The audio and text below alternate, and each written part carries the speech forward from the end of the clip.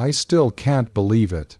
I mean, can you imagine standing there, watching your sister receive a check for $55 million at her engagement party, only for your parents to turn to you moments later and tell you to pack one suitcase and leave, effectively disowning you? It sounds like something out of a twisted movie, right? But it was my life, my reality, and honestly, I'm still reeling from it all. Was I wrong to feel betrayed? Was I wrong to finally stand up for myself after years of being the invisible child? Tell me, would you have done the same thing if you were in my shoes? Let me take you back to where this all began, long before the glittering engagement party and the gut-wrenching betrayal. My name is Alex, and I have always been the quieter, more studious one in my family. My sister, Clara, was the golden child. From the moment she was born, she radiated a charm that captivated everyone, especially our parents. She was beautiful, effortlessly popular, and possessed a talent for anything she put her mind to, or at least, that's how our parents saw it. For me, life was a constant struggle for recognition. Every achievement I made, every good grade, every personal victory, was met with a lukewarm "that's nice, dear," while Clara's slightest success was celebrated with grand parties and expensive gifts. It wasn't just about material things, though.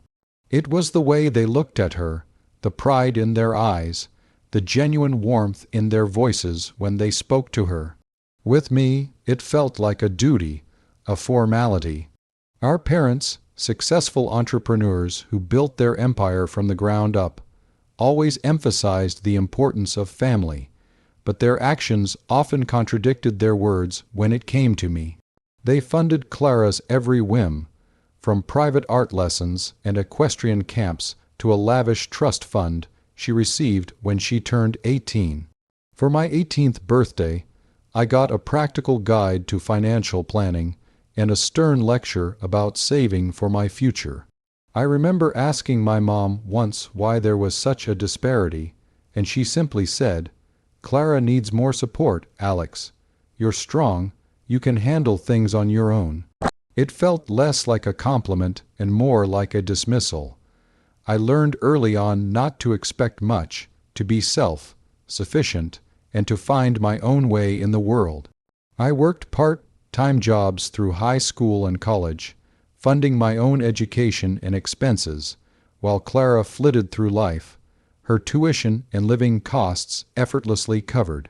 I even helped her with her assignments, often writing entire essays for her, only for her to take all the credit and receive glowing praise from our parents. I swallowed my resentment, telling myself it was just how things were, that one day they would see my efforts, my loyalty, my quiet strength. I kept hoping that if I just kept my head down, kept working hard, and never caused any trouble, I would eventually earn their love and respect. But that day never came. Despite the emotional distance, I truly loved Clara. She was my sister, and deep down, I wanted her to be happy.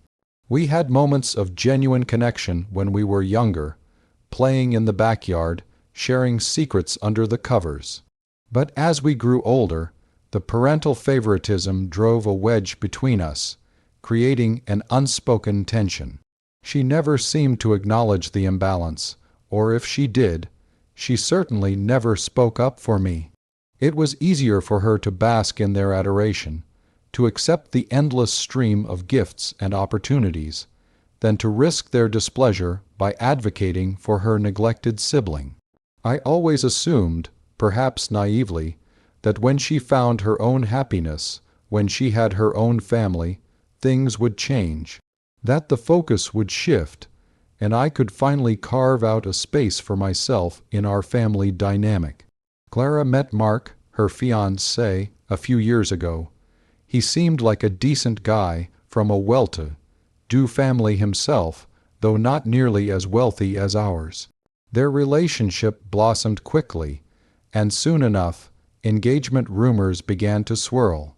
I was genuinely happy for her, even if a part of me dreaded the inevitable spectacle that would accompany her wedding. Our parents, predictably, went all out for the engagement party. It was held at a prestigious country club with hundreds of guests, a live band, and catering that could rival a five-star restaurant. Every detail was meticulously planned, every expense spared. I helped with some of the arrangements, running errands, coordinating with vendors, doing all the behind-the-scenes work that nobody else wanted to do. I didn't mind, not really. I just wanted to be involved, to feel like a part of the family, even if it was in a menial capacity. I bought Clara a thoughtful, handmade gift, something I knew she would appreciate, rather than something expensive and impersonal. I hoped it would show her how much I cared, beyond the superficial glamour of the event. The night of the party arrived, and the ballroom was a dazzling display of wealth and celebration.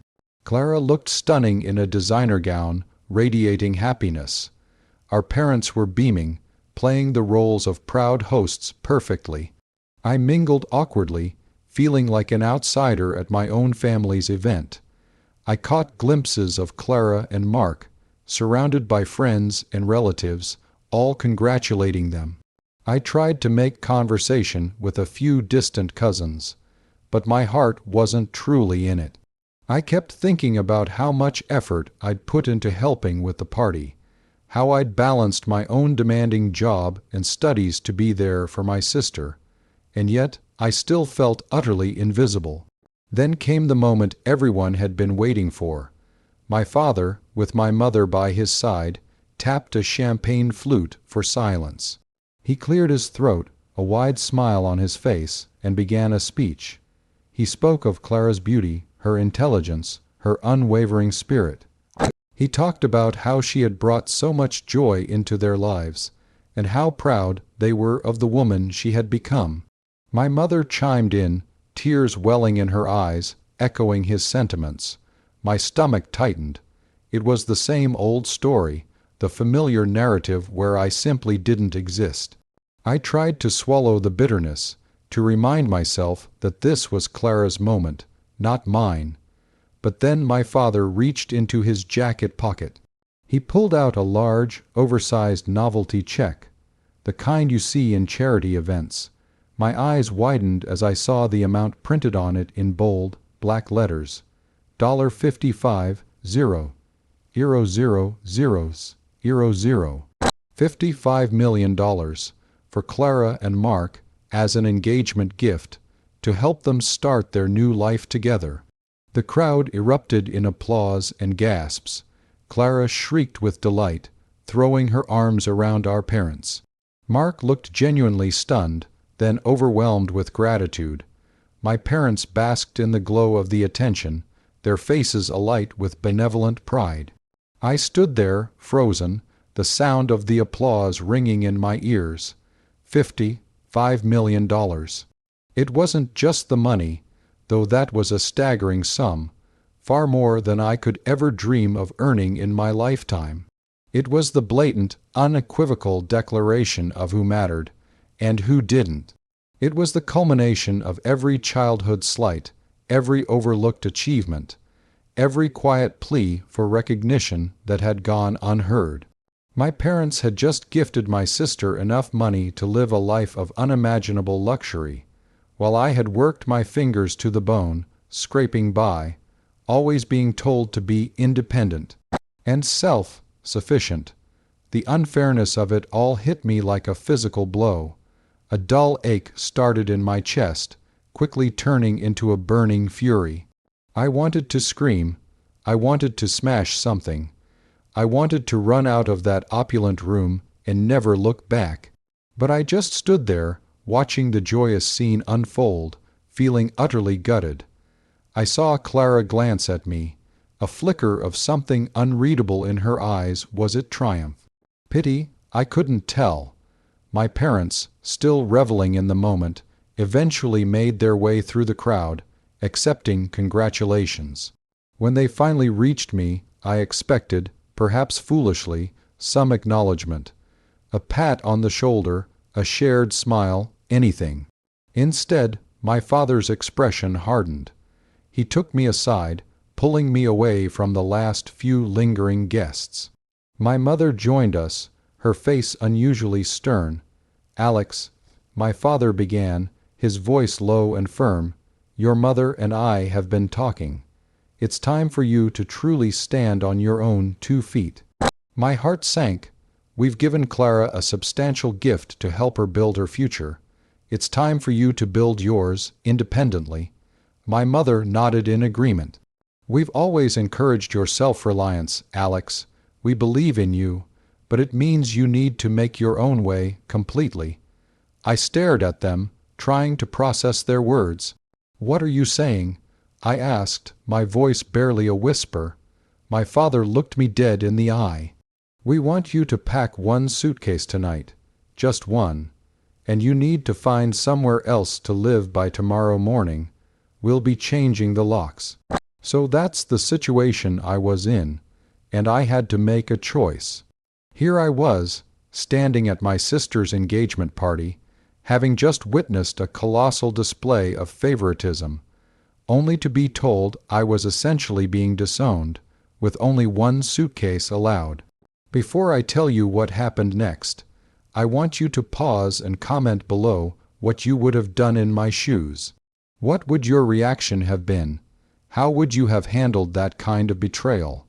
I felt a cold rush of disbelief, followed by a wave of pure, unadulterated rage. 1 suitcase, after everything, after years of quietly accepting their emotional neglect, their financial disparities, their blatant favoritism. After I had consistently shown up, tried to be a good son, a good brother, worked my own way through life without ever asking for a dime. They were kicking me out, not just from the house, but from their lives, with nothing more than the clothes on my back and a paltry allowance for personal items.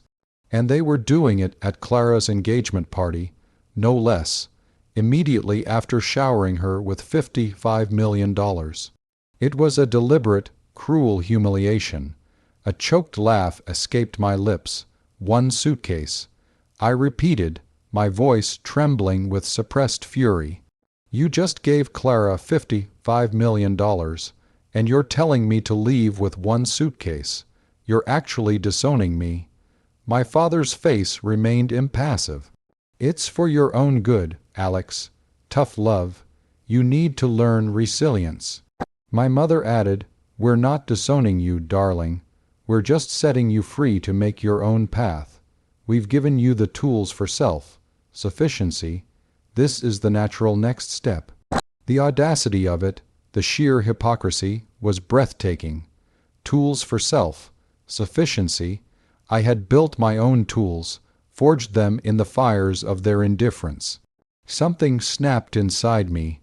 All the years of unspoken hurt, the simmering resentment, the quiet sacrifices they all boiled over.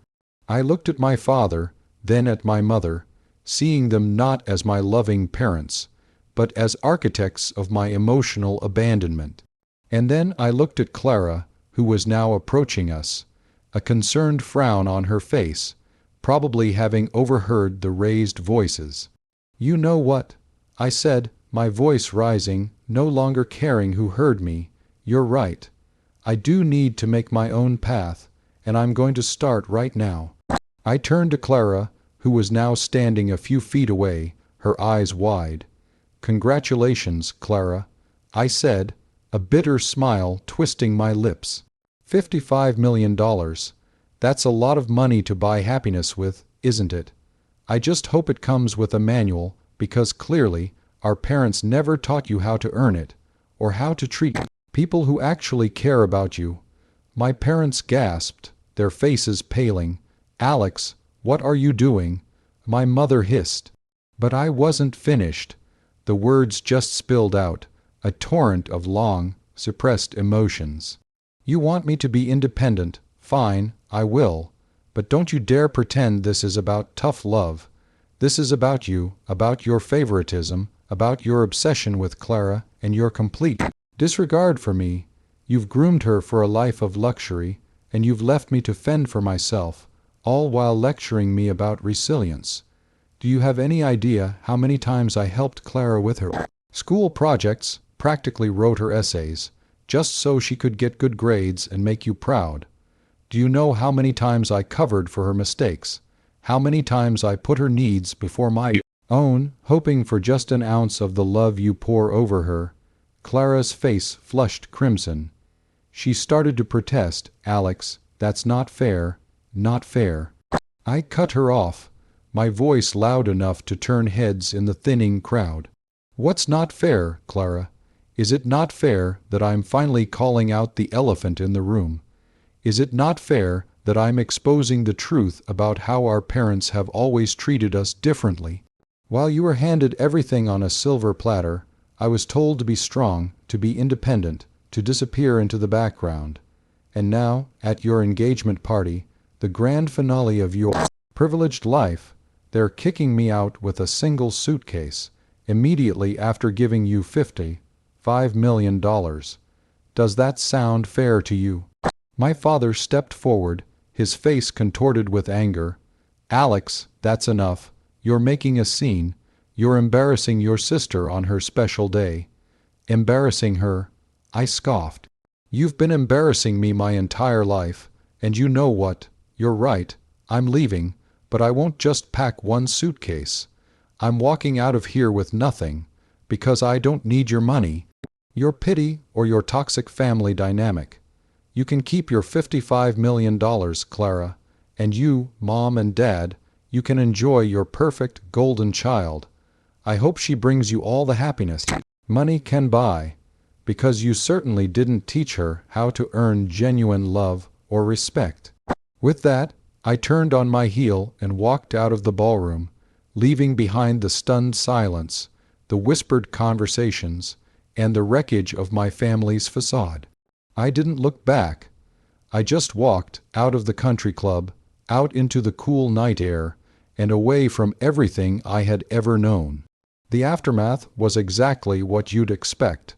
My parents, furious and humiliated, immediately cut me off completely. They blocked my number, unfriended me on social media, and made it clear to any relatives who dared to contact me that I was no longer considered family.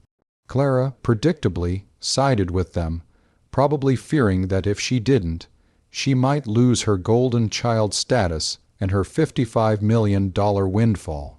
She sent me a single text message a few days later, a cold, generic, "I'm sorry things had to happen this way, Alex. I hope you find what you're looking for." I never replied. I had nothing left to say to her. It was incredibly difficult at first.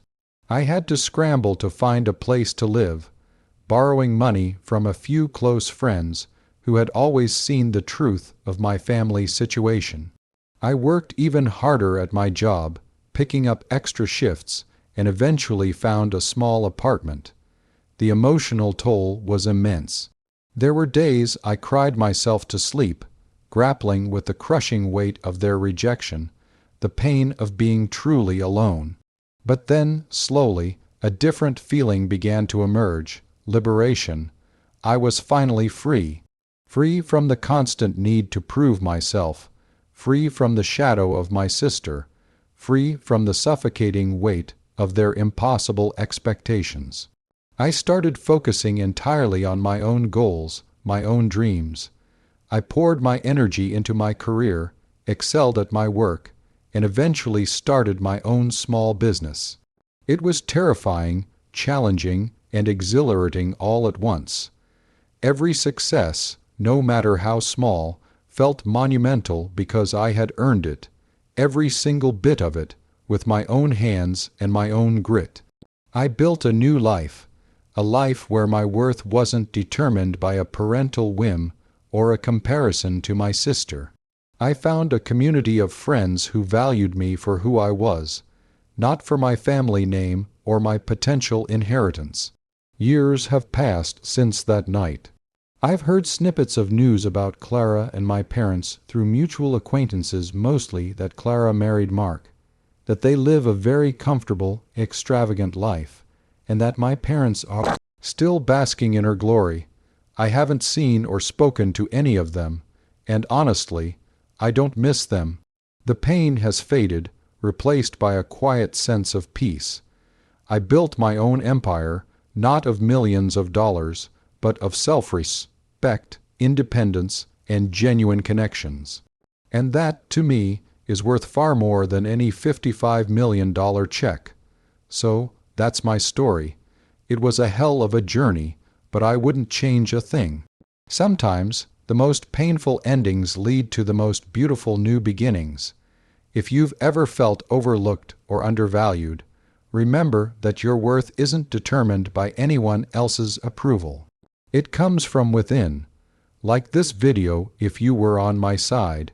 Subscribe for more stories like this, and share your final thoughts on this whole mess in the comments section.